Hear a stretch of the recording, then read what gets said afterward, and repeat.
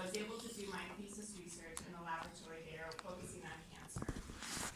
In 2000, I moved into the office of the director, and for the next 19 years had various roles serving the NCI director, who was a presidential appointee.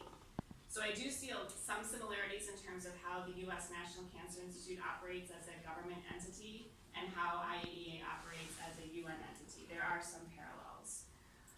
So most recently at NCI, I was the deputy director of the Center for Global Health. And what I focused on there was health policy. So how do policies that come from the World Health Organization, how do those impact both the US population, but also, because we were the Center for Global Health, how can we influence some of those policies for the global audience? I worked a lot on health diplomacy, which has served me as I've started to meet with the permanent missions here. So as a member state, so the US is a member state of the UN, we would meet with various counterparts, focusing specifically on national cancer control strategies. And that was really the bulk of my work, was working with ministries of health and other partners in countries on developing national cancer control plans. So I was happy to bring that experience to the role as director of PACT. So I first encountered PACT in this role, looking at how can we bring partners together to address the national cancer burden of a given country. Because the country may not have all of the expertise to do it on their own. The US NCI didn't have all of the expertise and all of the relationships. So how can we look at who are the committed coalition of the willing in country who want to develop a national cancer control strategy? How do we engage academia? How do we engage civil society? So organizations like we're going to hear about who really want to make sure that a country addresses their cancer burden.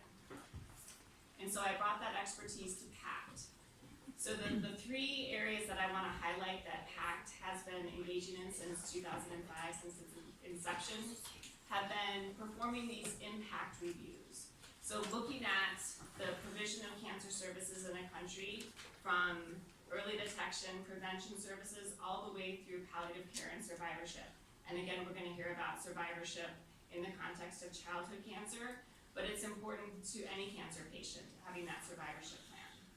So the impact reviews that are coordinated by PACT with partners like the World Health Organization, the International Agency for Research on Cancer, and others, really take an in-depth look at what are the cancer services, what are the gaps, what recommendations can the agency give to a country to help improve those services.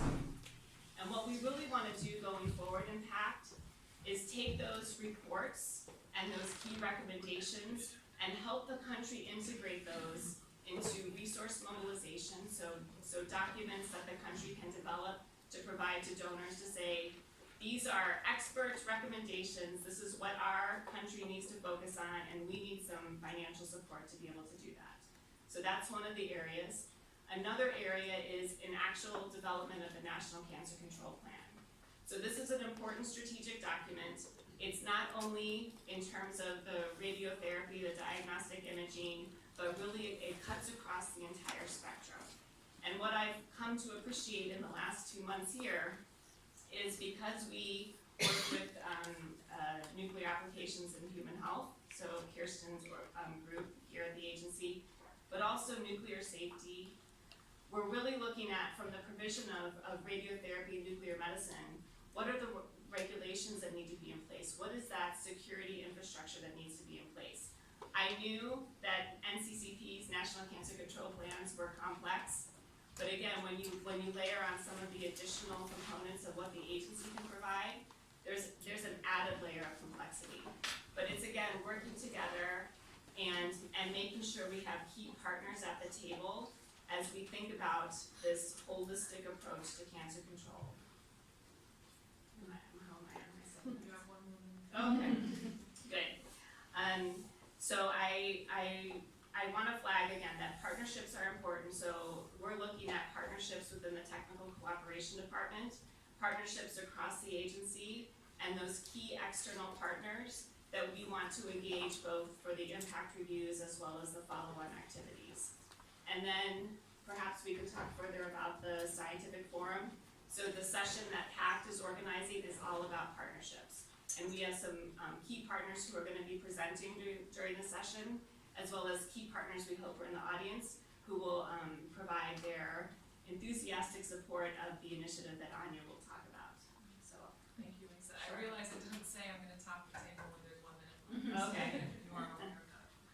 So next we have Kristen Hopkins, who worked as a consultant in clinical oncology in the UK, specializing in uro-oncology and colorectal lung cancer management. Through a hospital link, she taught oncology and helped to develop the first chemotherapy service in Novara in southwest Uganda. Sorry for my pronunciation. Witnessing firsthand the desperate need for improvement in all aspects of care for cancer patients in Africa, including referral pathways, diagnosis, treatment, and quality control. However, it was one overwhelming deficiency, access to radiotherapy, which prompted her to move to Vienna to join the IAEA, which aims to promote safe and sustainable enhancement of radiotherapy services in all its member states. So please, Kirsty, take the floor. Thank you very much. Thank you for inviting me to PACT. And thank you very much for coming to listen. So I can be very brief, but I'm indulging myself with my past and how I got here. But I was a medical student, I must admit, by the 1970s. And at that stage, I was in the UK, but I went off to Harvard, to Mass General, to do a clerkship in paediatrics. I think I probably read Love Story and thought, no, I should do Harvard. I can't remember what his name was. Anyway, I didn't. But I got there and suddenly saw that they were curing children with leukemia. And I thought, oh, that's just amazing. This is fantastic. So I went back to the UK and said, I want to be a medical oncologist. And they said, well, you can't be here, you have to be a clinical oncologist, because there we do joint training in chemotherapy and radiotherapy.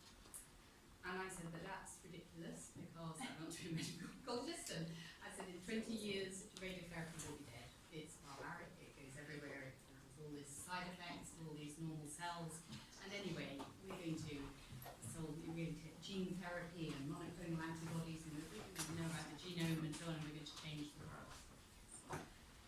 And they said, oh, it's all very interesting, but you're a UK and you're a trainee, so they can't do clinical oncology. So I did clinical oncology, and 20, 30 years went by, and the world changed. And we did code genome, and there are monoclonals in the clinic.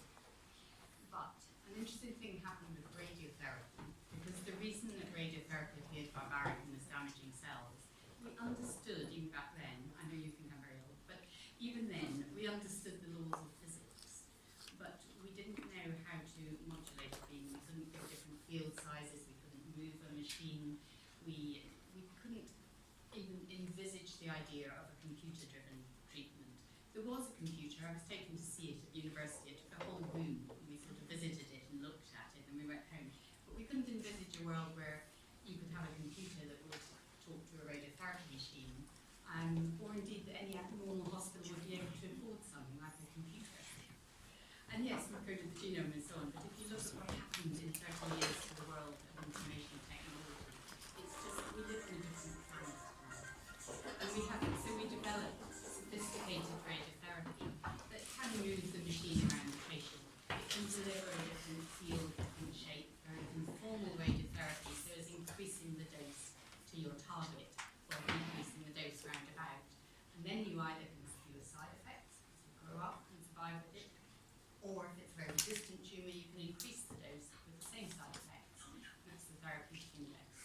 And that really came in. And with the machines we can have nowadays, it's a different world. And so I was happy using those in the UK. And yes, 1 or 2 monoclonal antibodies, a few of the transport before. What happened then was that I went off to Africa, as we mentioned, went to Uganda and looked and helped set up a tumour clinic. It was very effective. But looked around and just thought, what do they really need? And overwhelmingly, in most of East Africa, 70% of patients who will need to come and be treated with radiotherapy are women. They're women with breast cancer and with cervical cancer, principally cervical cancer there. I was in the sad position we could barely even refer them for radiotherapy from our clinic. Chemotherapy is really pretty useless in advanced cervical cancer. It's good with radiotherapy as a treatment, but I just see them dying a very, very undignified and painful death of something that can be treated. And even at the phase where it presents with symptoms, it's still often a treatable disease. But there's just this huge lack of radiotherapy. And actually it can be treated with very simple radiotherapy. So I'd like everybody to have the best machines they can. It can actually be treated with simple, effective radiotherapy. And so I went home and changed my life again. And you can see I'm a spontaneous person, left my job because even I realised I couldn't start radiotherapy somewhere by myself from UK NHS job. I thought, that's it, the rest of my career is going to be in Vienna supporting the IAEA in its, I know, worse things happen. Supporting the IAEA in the mission to expand radiotherapy, give better radiotherapy, improve it, roll it out there, shout the message from the rooftops about the fact that people need radiotherapy. It's cost effective and people can be cured by radiotherapy. Thank you.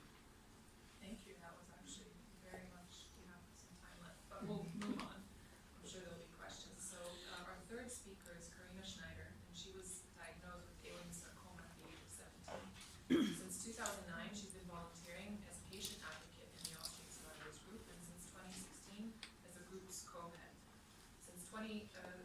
After that, she started steering a committee member of the CCI Europe Services Network, and she is a psychologist by professional background and works as a project manager at the Austrian Childhood Cancer Organization, focusing on the development of nationwide long-term follow-up care services and structures. So please, Karina, the floor is yours. Thank you so much. So thank you for having me here. I'm really glad that I can be here and also now in September, because I don't know if many of you know, but September is Child Cancer Awareness Month. So I'm really happy to be here and speak today.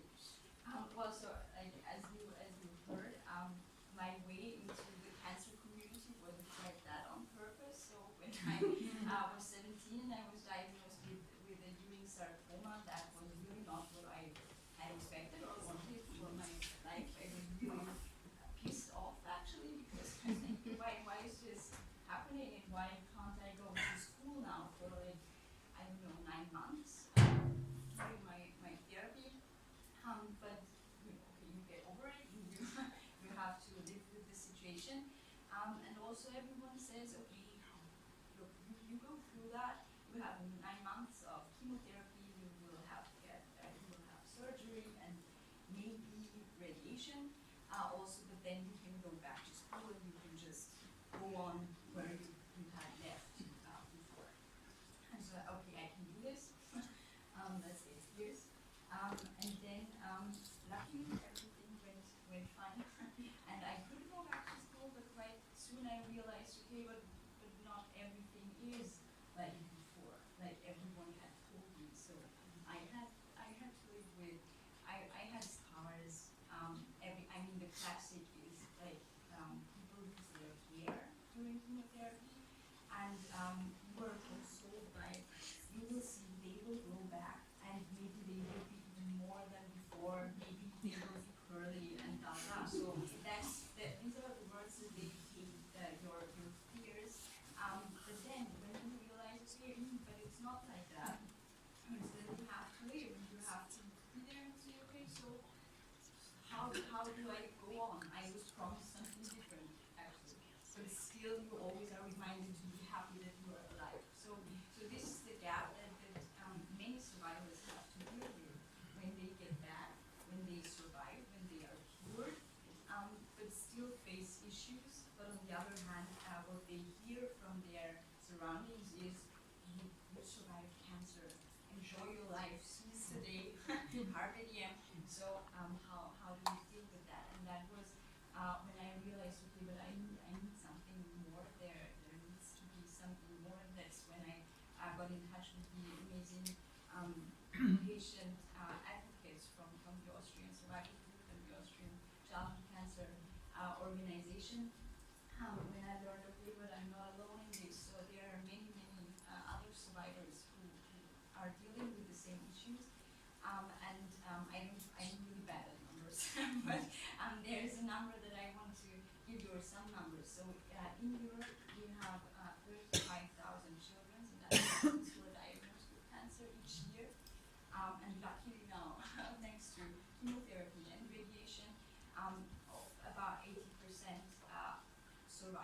which is a huge number and better than in adult cancers.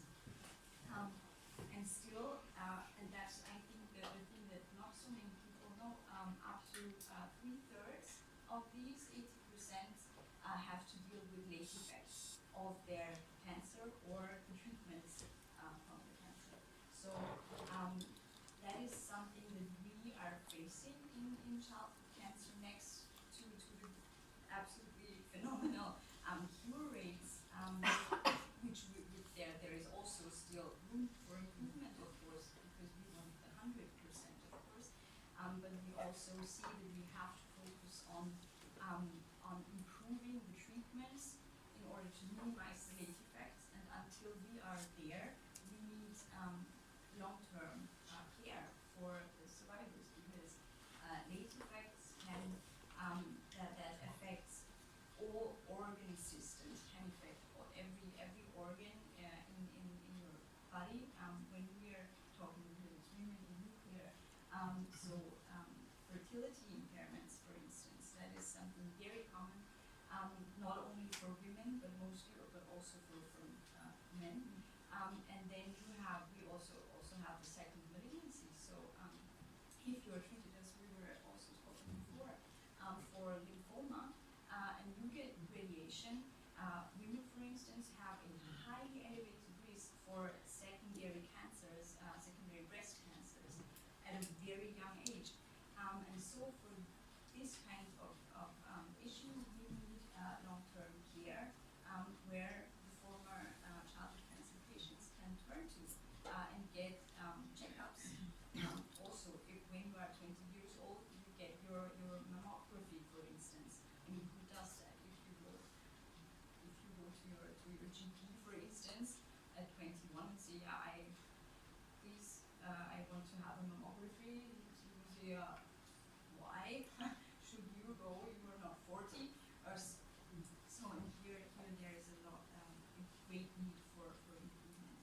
And so at CCI Europe, which I didn't introduce yet, so this is Childhood Cancer International Europe, which is an umbrella organization for 67 member childhood cancer organizations across Europe. And here also we have to look at the equal access to care, and that is also equal access to follow-up care, which is really lacking all over Europe, in high-income countries and also in low-income countries. So this is where we are working at. And yes, also Child Cancer Awareness Month just launched our survivorship awareness campaign, Raise Your Hands for Survivors. So if you go on Facebook, check it out. It's out there. Yeah. Thank you for that. And last but not least, a firm believer in PACT and its goals is Anya. She joined the IAEA in May 2015 as the head of resource mobilization at PACT, and she has had over 20 years of experience of work in global health, social protection, and development. Before joining the IAEA, Anya was division chief of global financing and partner collaboration, chief of staff and senior monitoring and evaluation specialist at UNAIDS, and the lead manager for social and health sector reform at the European Commission. For most of her career, she has worked in the field in Eastern Europe and Central and Southeast Asia, experiencing firsthand the amazing impact of well-designed and implemented development programs on people's lives. Please, Anya, the floor is yours. Thanks so much, and thanks so much for Women in Nuclear for the opportunity, and also the great interest in having this event together with PACT to introduce the women behind, but also, or women within, but also the work we are doing, and in outlook into the future, because we wanted to present also some ideas for how we can all work together on very particular efforts that we are about to launch. And this is a little bit of a sneak preview of something which is still held very secret, but you will be one of the first group to listen about what we are about to launch in 2 weeks. Just personally, of course, I mean, we've heard really, really exciting stories and heartwarming testimonies. For me, I've dedicated my career to global health. For many reasons, but one of my initial, I think, kind of impetus to move into this is related to my upbringing, because I was born and brought up in Eastern Germany.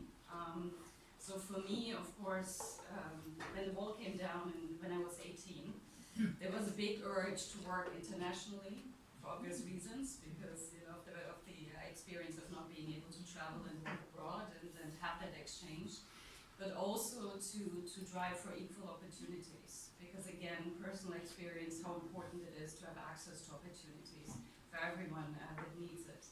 And health is just a wonderful area to work in, because you really care about patients, about people that need it, and you make a big difference, because a healthy person, of course, is a productive member of the society, is someone who can raise a healthy family, has children, etc., and also drives our societies forward. So health is really one of the main human rights that everyone should have access to.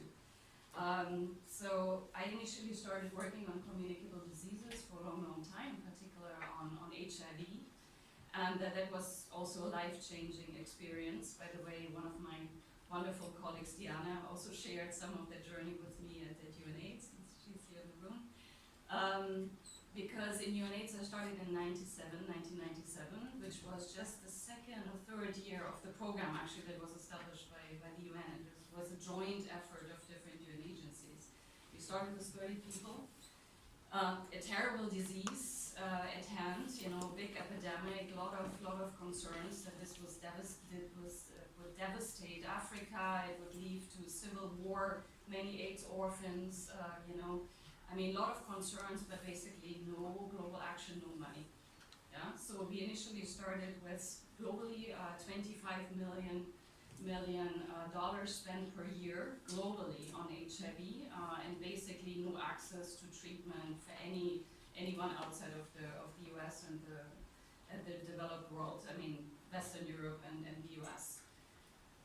Within 30 years, the times have completely changed. Nowadays, there is a global commitment. We have different institutions like the Global Fund to fight AIDS, HIV, AIDS, tuberculosis, and malaria.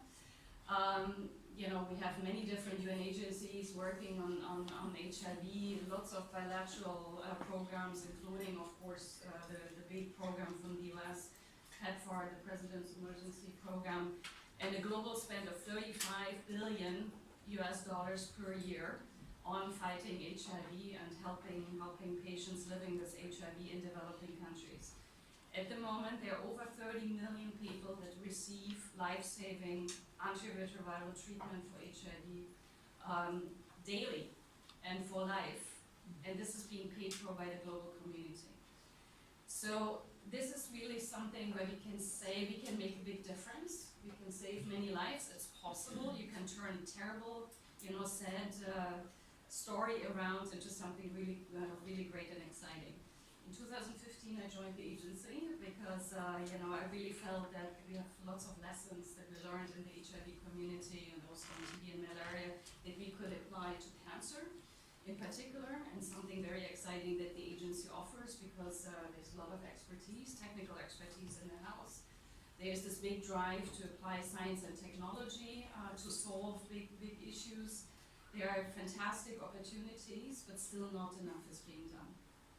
And I think everyone is still struggling with this. At the same time, cancer is growing dramatically, the cancer burden. But together, I really think we can turn the story around.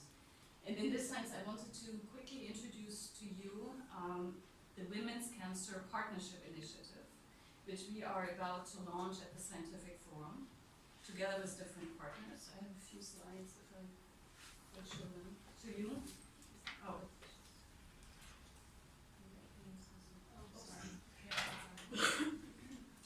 Again, this little story, just to start, this is a quote from Richard Horton, the editor of The Lancet, who just gave this the speech at the World Health Assembly this year, where he said, "There's very little beauty in disease, but there is inspiration to be found in health." And it's, again, I think it's a slogan that applies very, very clearly also to us, and something that really spoke to me when I saw this.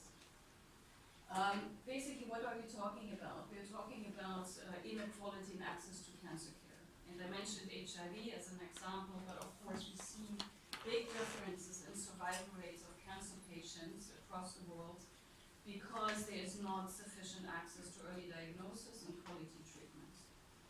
And here you can see, this is just some examples for cancers that are easy to treat, where actually a lot of patients survive, of course also with the need for additional care, but nevertheless, you see on the left for prostate cancer, breast cancer, and childhood leukemia, survival rates in developed nations like Australia, USA, Germany, close to 90%, which means almost every patient survives. Nevertheless, in countries like in Africa, in the Middle East, or in Asia, survival rates are much lower. And that's the question, isn't it our duty to really make sure that every child, every woman, every man has the same opportunity to survive or to live. We have now focused together with our colleagues from the Technical Cooperation Department on an effort to mobilize around access to breast and cervical cancer diagnosis and treatment. It's one of the first targeted efforts that we have developed together for the last few years because the agency is investing a lot in addressing breast and cervical cancer. There are many, many projects. We have actually listed over 60 projects that are parts, addressing either breast or cervical cancer that are currently ongoing and that have additional needs for financing that the agency already implements together with member states. Of course, breast cancer and cervical cancer are, big issues and big causes of death worldwide. For breast cancer, just to show you a few figures, it's the most frequently diagnosed women's cancer globally. Every 50 seconds, one woman dies of breast cancer. Yeah, so we could count, if you want to, how many women have died by the end of the session. For 2018, which are the latest estimates available, the new cases are 2 million new cases every year, 2 million new breast cancer cases, and deaths 630,000. What most people don't know is that the majority of new cases and of deaths are in developing countries. So there's an urgent need to increase access to quality cancer care, in particular for developing countries, and also, as Kirsten mentioned, for instance, also for countries like Uganda and others. Why the IAEA is so important in this? You can see here that 7 out of 8 breast cancer patients are recommended to receive radiotherapy, either alone or in combination with other treatment modalities. So it's really, really important for quality treatment that radiotherapy is accessible, and that's of course the core business of the agency to provide this. Cervical cancer is a major cause of death among women in developing countries. Actually, it's the killer number 1 in sub-Saharan Africa, women of reproductive age. New cases per year, 570,000, deaths 310,000. So here you can even see the ratio, a very high mortality rate. So every 100 seconds, one woman dies of cervical cancer in the world. And again here, 90%, as I mentioned, of these cases and the deaths occur in developing countries. And 5 out of 7 cervical cancer patients are recommended to receive radiotherapy. Again, it's a very critical treatment modality that needs to be provided for women to survive. And as Kirsten mentioned, advanced cervical cancer can only be cured with radiotherapy. So it's really critical to move on this and provide access. So the Women's Cancer in Partnership Initiative aims to expand existing projects of the IAEA Technical Cooperation Program, which are currently ongoing, but also will be continued in the next few years, focusing on women's cancers in 45 countries and across geographical regions. So this is an additional effort that we are making now to mobilize partners and resources to provide additional support to these projects. The intention is to fully respond to the funding needs expressed by member states and IAEA board-approved projects on women's cancers, which is important because these are projects that are driven by member states. They've been requested by member states, they have been approved, so it's not something that we come up here in Vienna with, but it's really something that is based on the need in the countries. It is also meant to be implemented as a multi-partner initiative multilateral banks, philanthropic foundations, and the private sector. And of course, we have a very modest ask to make. We want to raise an additional 39 million euros. So the funding request, just for you to show, it goes across the different regions. Biggest demand is in Africa. Nevertheless, there's also quite some requests for Eastern Europe and Central Asia. So also in particular Southeastern Europe and Eastern Europe and Central Asia. Asia and Pacific also quite substantial, Latin America and the Caribbean. And multi-regional efforts, which are global projects that the agency has on breast cancer and cervical cancer. There's an additional need also for funding there as well. So a total of 39 million. Of course, we want to be ambitious. It's very clear that we might not be able to hit this target, but we want to come very close. So what do we want to do with this? We would like to train, educate over 100 cancer care professionals, and this includes long-term, short-term training, operating skills, etc. for a broad range of medical professionals.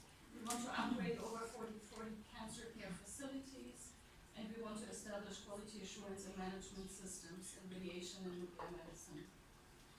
So why are we presenting this to you? So we would really like you to become engaged and to support us by getting informed, getting even more information about the situation, by spreading the word, by inspiring others to join, by becoming a champion, and also share opportunities for partnership opportunities, for fundraising, for social media outreach, etc. that you come across that you think we would benefit from, and that we can then further with you together.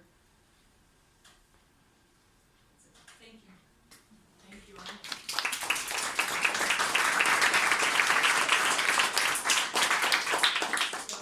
We've been sitting here for about 40 minutes, meaning that we've lost about 45, almost 50 lives in the case from breast cancer in the world, and about 25 from cervical cancer. So just to kind of let that sink in. We have we have a number of questions from members of WiN that arrived in email prior to the session, but I'm going to open the floor and kind of put those questions in between yours so that we start the discussions and see in which direction you would like to take this. So please, would anyone? My background is in safety and security, particularly high activity radioactive sources which are necessary for these machines to work. And I guess my question is, to what extent do you think this is sometimes an impediment to actually countries accessing machines and the sources that they need? Because we need also to make sure that these infrastructures are in place.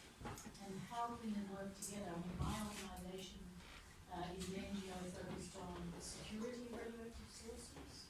And so what I'm thinking is, if ultimately the impact is health, then we need to transform all of these different regulatory infrastructures to make sure that the end goal, which is health, is achieved without these other things being impediments. So I guess my offer is we work together, we help each other achieve these goals to strengthen those infrastructures so they help each other. So do you see a way that we can all work together on this? Yes, I mean, the safety of use of high activity sources is very important to IAEA and many of the teletherapy machines are actually X-ray sources, but even so, they still have to come under a regulatory body, and that's almost one of the things this whole organisation is about. So we certainly want to support countries having a regulatory authority which is effective, that facilitates them then developing a radiotherapy department, and we'd be very happy to work with you. It's not quite what is in my department. I'm kind of the person who comes in after that's been done. Yeah. But when I'm asked to go and talk to a country who was radiotherapy machine, the rest of them have a little thing saying, regulatory authority, because I know I'd be in trouble if I didn't. Generally, of what I've perceived, it can be a huge problem, particularly in trouble zones. So there aren't many departments in Africa at the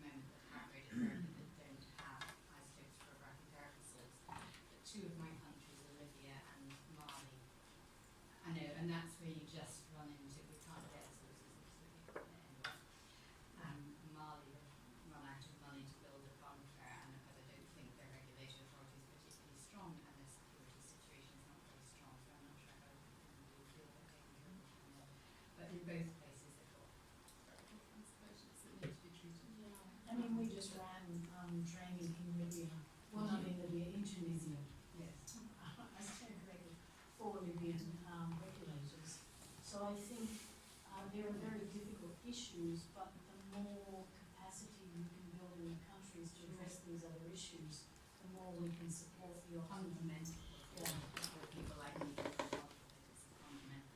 Yeah. This organisation. So I'll just add on to the partnership that I mentioned in my remarks, and that is that during the impact review, it really is comprehensive. So we would never have a recommendation where it's, simply ignore all the other factors and focus only on the machine.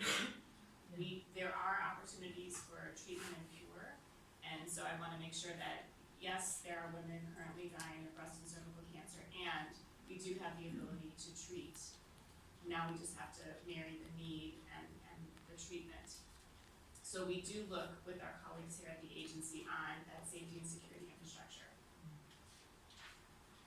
Yes, Susan. I have a question. My name is Susan Cohen. I worked for many years as a writer on safety and security missions, nuclear security missions. And one thing that particularly struck me in Francophone African country, in Niger, which is one of the poorest ones, is they did have a centre for diagnosis, an equipped centre. But once you were diagnosed, there was no treatment for you because there was no staff, there were no machines in the therapy centre, which meant that if you were rich, you could go to Paris, but you couldn't come back for the rest of your life because there was nobody there to administer it. Then I learned that nowhere in and this was 2006, nowhere in Francophone Africa was there proper treatment for cancer, radiotherapy or chemotherapy for cancer. The situation was a bit better in Anglophone Africa, Ghana, South Africa, Namibia, and so on. So I was wondering, how is the situation now? What has the progress been? Can anybody answer that for me? Yeah. That's a very, very sad story. Yes. And I'm afraid I have to say that Niger is still another sad story, but actually elsewhere there has been improvement. There are radiotherapy facilities. Morocco and Tunisia. Tunisia actually has the highest number of machines, teletherapy machines per million in the whole of Africa. It actually exceeds South Africa and Egypt now. So Tunisia has a good system. It's still not, but we quote 4 teletherapy machines per million as being what we aim for, and they have 2 per million. So that's the best for Africa. And you can run a service at that level just by doing extended days and so on. So Tunisia, but Morocco, I think, have done amazingly. They're at more than 1 machine per million. They're expanding, and they've got local training schemes, and they're training people in Morocco for other francophone departments that are developing. So they've done well. Côte d'Ivoire have just opened. They've got 2 machines running, and Mali have 1 machine, which is a terrible situation because when it breaks down, it doesn't back up, and this is a natural breakdown. And they're in this high security bubble, so it's thing. But they do have radiotherapy, and then it's working regime. In Senegal's cables broke down, they replaced them with the next. I hope they put some more budget into keeping them going, but at the moment Senegal has a few machines running, so it has actually expanded. Having said that, there's lots more to do. Radiotherapy is obviously our interest in doing it safely, but it's got to be used. I know in Tanzania at one point I was sort of walked the course and thought it's about 7 months from when a woman goes with some bleeding or with a breast lump before she actually gets any treatment at Ocean Road, because there are so many delays along the way. And they're not necessarily given chemo with it with the same level of quality control that I consider important for chemo as well as radiotherapy. So actually radiotherapy doesn't sit or isn't effective when it's just seen as a bubble. It does have to be seen as part of the National Cancer Control Plan, multimodal therapy, early diagnosis, public awareness, bring people forward, transport systems, hospital systems and other modalities. But it's a lot better than what you're describing. So you've made me feel quite happy. I think actually in 10 or 15 Yes, years we've obviously improved. I suspected it might. Yes, I think Yeah. Morocco particularly have done really Well, I well. was thinking more sub-Saharan. Yes, but Morocco, yeah, no, unfortunately sub-Saharan less so, but Côte d'Ivoire and Senegal are running, and Mali occasionally. Sorry. Just to say what is different, and I think a number of colleagues can testify to this, is actually the political commitment that we see, particularly also in Francophone Africa now, to expand access to radiotherapy.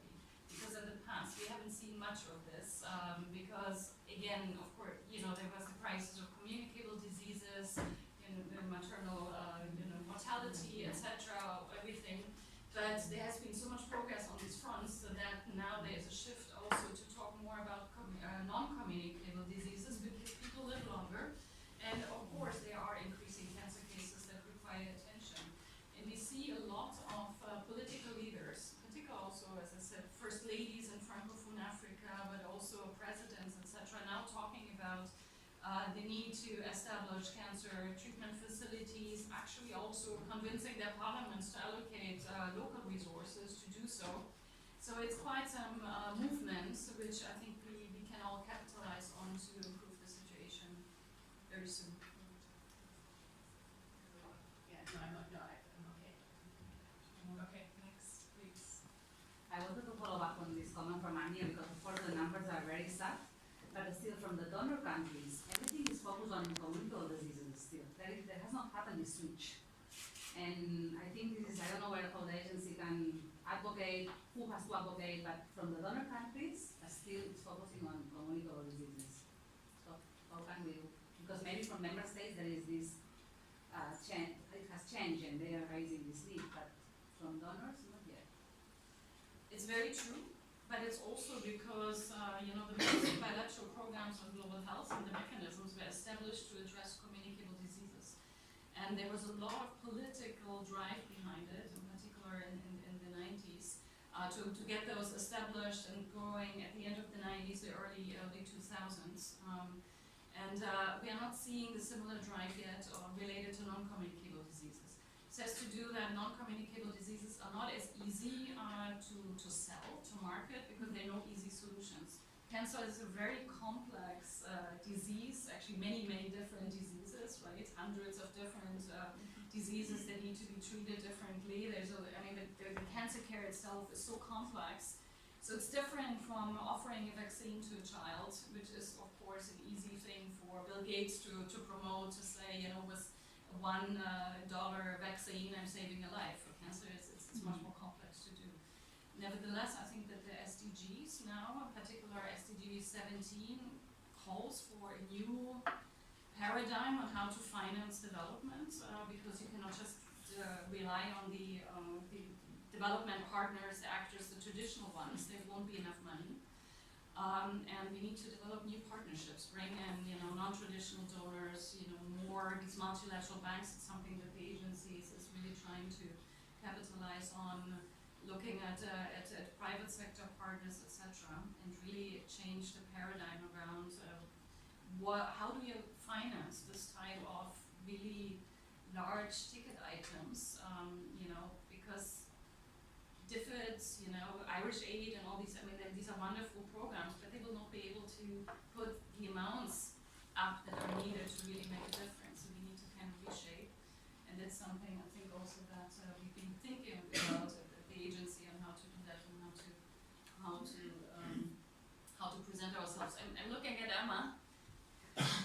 The financing. It's also a discussion with TCPC, in terms of development financing, because it looks completely different than 15 years ago. And also the donors need to catch up on this. Unfortunately, the current programs are still set in the late 2000s. Yeah, again, I don't want to keep saying partnerships, but I also love to say partnerships. So when you look at non-communicable diseases, cancer is one of the 4 or 5 that are highlighted in the WHO Global Action Plan. So you have mental health, cardiovascular, diabetes, and chronic lung. So trying to find a way for those communities to come together, focus on common risk factors. So again, now we start to get a little bit away from the core work of the agency. So we're focused on diagnosis, using nuclear medicine and radiotherapy. But we've got to talk to these partners who are in this non-communicable disease space, and how can we move the conversation forward, whether it's to donors or to member states. So it's a balancing act. It's advocacy around the need for investment in cancer, local investment in the country, in the infrastructure, but also this global investment. And I also think if you talk about it as an investment, and we've got some figures that are going to come out during the scientific forum, that investment will pay off. But it is a large ticket item at that point of investment. comment actually. CCI Europe and Dr. Kinesberger is my name. I want to mention one thing, maybe I missed it on the slides, but yeah, I'm quite sure. When we talk about patient advocates, I didn't see it on the list as a stakeholder, as a real serious stakeholder group. Because if you, I mean, I want to congratulate you because I think this is one of the, when you see these numbers, it's really something very, very serious to look at. And we are childhood cancer. I mean, this is more or less secondary cancer in childhood and not a prior tumor. But if we can support as CCI, we are really happy to do this. But there are a lot of very good patient groups out there, and they should be partners from the beginning because they spread the word. And if you run a project like this, and it's so much needed, I think this should be something would break my heart as a patient advocate representative if you wouldn't do that from the beginning.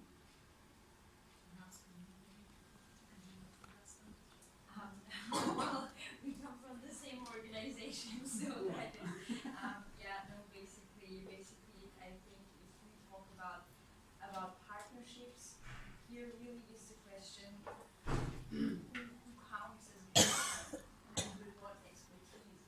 And I think what we see in the child cancer community is that more and more, also the former patients get asked, okay, what do you need? So we are doing research on this, on that, but can you tell us more? Can you tell us what are the things that we might be missing in our big research? Because we are researching on, for us, the obvious things, but what is it that accompanies you doing your everyday life?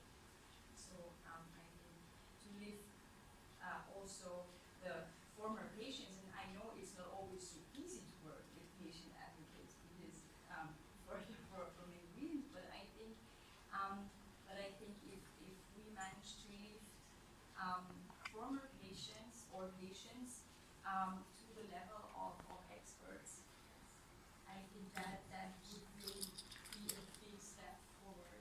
I think that's an important point because, so I think the patient advocate voice is extremely important and they're one of the stakeholders who we engaged in my previous job and I hope to continue to engage. But I think there is a distinction between a patient, a former patient, and a patient advocate. Yes. I'm talking about patient advocates. I know you are, but I want to make sure that's not clear to every patient advocacy group or every patient. And in some of the impact reviews, there's actually a representative from civil society organization that goes and meets with the civil society organizations within a country. So when we would first approach a Ministry of Health, or they would approach us when I was in the US, the Ministry of Health often wants to own this process across the entire spectrum. And what we would say is, you know, there's a research component, there's an academic component, and there's this patient advocate component, because they are going to be your champions. And they may be able to donate resources, whether that's human resources or financial, and they can help you in the development of the plan and the implementation of the plan. So it's really this community that comes together, so you're absolutely right. And we need those patient voices, those patient survivors, to come back and say, you've got to advocate for better treatment, better access to treatment, for childhood cancer, for women's cancers, for, you know, men's cancers, you know, across the entire spectrum, because those are the people in their community who are going to say, yes, you know, cancer diagnosis is, you know, what it is. It wasn't the best, your plan. But look, I got early treatment and I survived, and those are the voices you want to perpetuate in the community. It's not necessarily a death sentence. Right, Yeah. right. Anyone? Oh, yeah. Hi, I'm Melanie from CCI Europe as well. I just have a comment. I think in the childhood cancer community now it works really well. So we work, patient advocates work with survivors, but we also work a lot with SIOP Europe, which is the European Society of Pediatric Oncology, and they include us in everything. So we have it's like a common voice, you can say. We go to the parliament and we are there. And I think that's maybe something that for the whole cancer community, we can learn from each other in this way. And then I have a question, because we see that in Eastern Europe, especially for us in childhood cancer, there are huge inequalities, and you said partnerships are so important. So could you see a collaboration, for instance, with us in this new program you're launching? The Women's Cancers Initiative? Absolutely, collaboration, because again, it's across the life course. So there are both young men and young women who are experiencing childhood cancer, and then as you look to what the secondary cancers may be as they come into adulthood, Yeah. absolutely a partnership. Anya's team has also put together a childhood cancer initiative, again through the lens of the agency. So I don't know if you want to talk a little bit about that, but I'm planning to go to the CCI meeting in Lyon, so I think we could also talk further there. Looking forward. And we definitely see this as a continuum, and it is about access to cancer care for everyone in need. The focus on women's cancers is a targeted focus right now because of the big numbers that I presented to you, because also there's a strong focus also by other international organizations particularly to address cervical cancer at the moment.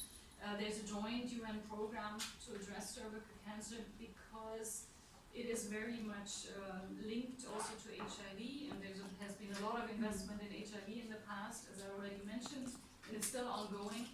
And women that are HIV positive have 5 to 6 times more likelihood to be diagnosed with cervical cancer at a very young age. So it is actually a disease.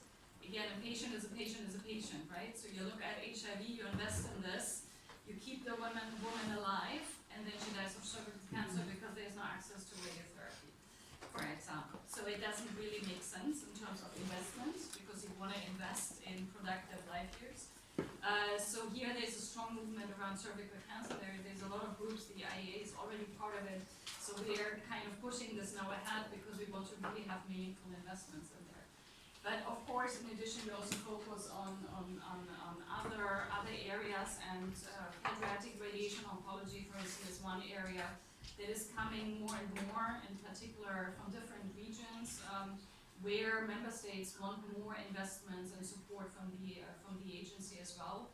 And that's certainly an area also, Melanie and Anita, where we would definitely also forge a strong partnership with you, knowing, the strong expertise and the reach that you have, so it would be a perfect partnership.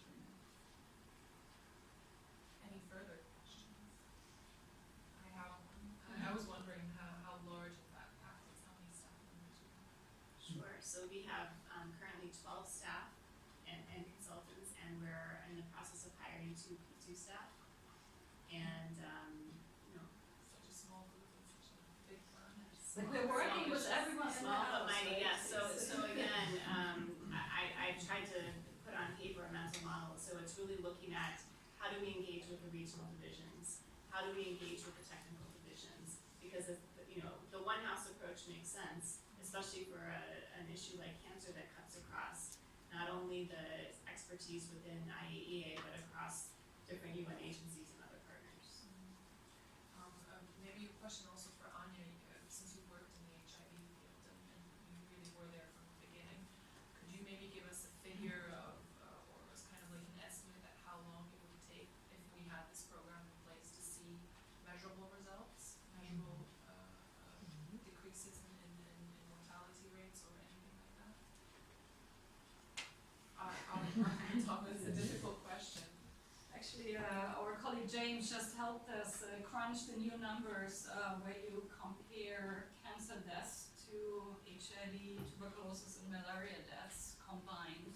And actually, cancer kills 320% more people than the other 3 diseases combined. Of course, there's a bit of a difference here because we have large cancer deaths, of course, also in developed countries, which is different again for communicable diseases because they hit mostly developing countries. But nevertheless, the problem is much larger, and the numbers are about to rise, which is actually good news because it means people live longer. Because at some point they will develop a disease say they live long enough to actually develop cancer. In the past, we didn't have that. So it is a bit of a curse, but also, it's also a positive sign because it has to do with this increased life expectancy all over the world.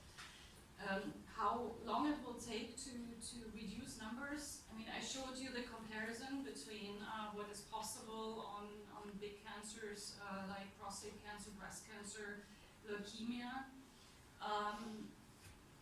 If the world community puts the money where the mouth is, but also the advocacy where it's needed, I think you can make a big dent in relatively quick period. However, it really requires large investments. It requires a systemic approach also to health systems, because if your health systems fails, then you cannot implement proper cancer control. That requires the whole care from prevention to survivorship. So it's difficult to give you. My public health message for the day is the best way to reduce the numbers of cancer is to not get it, and the best choice people can make is not to smoke. I know that's outside the agency mandate, but I have to say that